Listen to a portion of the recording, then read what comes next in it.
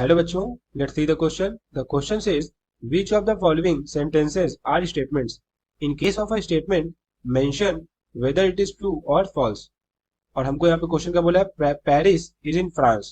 तो सबसे पहले हम समझ लेते हैं कि इस क्वेश्चन के अंदर हम क्या की कंसेप्ट यूज करेंगे.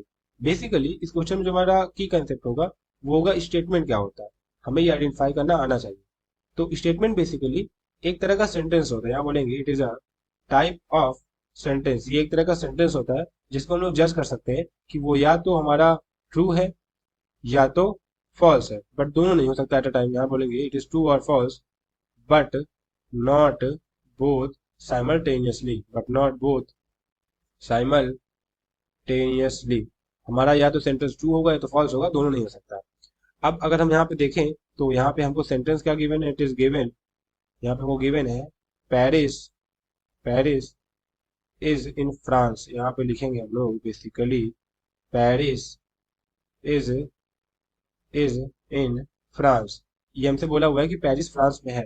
अब अगर हम देखें तो ये एक ट्रू सेंटेंस दिया हुआ है, मतलब ये सेंटेंस बेसिकली ट्रू है. तो यहाँ पे हम लोग लिखेंगे statement since since Paris Paris is located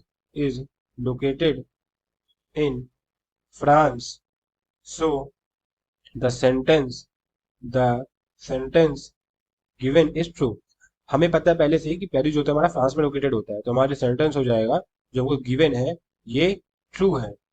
so it is a statement. So it is a statement.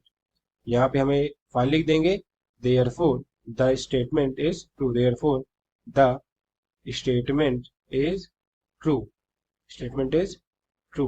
So the final answer of this question is the given sentence is a statement and it is true. I hope you have understood everything very well. Thank you and all the best.